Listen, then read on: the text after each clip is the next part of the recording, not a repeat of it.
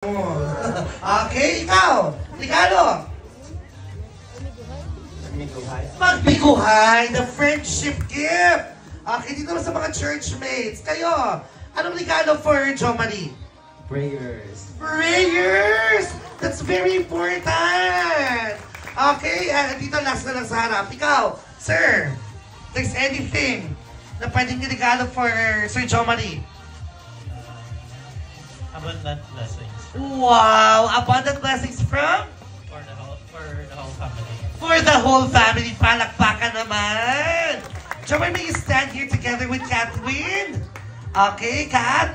Ikaw bilang asawa, aside from the things, aside from things, anong regalo ang ibibigay? I know you've given everything for him, but can you speak it out to us? Pagpalangga, pagsalig, pag... Basta tanan! As a wife, tanan, iatag. Malabakan natin si Catherine. And Kat, I believe may prepare ka talagang regalo for your husband. Okay? Here we go, Jo Marie. Aside from those na sinabi nila, may inihanda talagang regalo ang asawa mo sa'yo. May hula ka ba? Do you have anything in mind? Anong gift ang bibigay sa'yo ngayon ng asawa mo? Kung mahulaan mo, dodoble yan. Do you have anything in mind? Wala siguro, pero anyway, basta second child. Second child? Oh my God! A positive pregnant! Nagpa-pregnancy test ka ba, sis? Okay. Eto na. May mga hula ba? Some of you, do you have anything in mind? Or clueless? Okay, eto na. Hindi na ako magpapatagal-tagal pa. But here we go. Palapakan natin the surprise of Catherine for her husband. Okay? Ang iyong regalo, nako, picture frame. Ipasok na ang regalo! Naku, si Tita Lana. Ayan!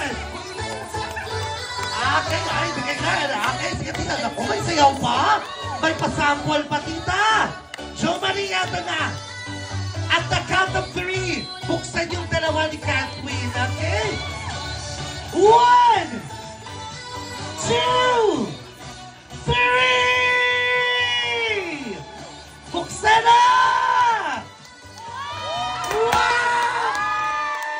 A brand new car! Fortuner 2024! Wow! Palakpakan naman! Grabe! Sana all! Hawakan yung picturean muna, come on! Maghigawan naman ang lahat! Grabe! Parang nanalo ka lang sa Hawawin! A brand new car for you! Ganyan yung namin man, come on! Picture pa! At palakpakan ng higawan, come on!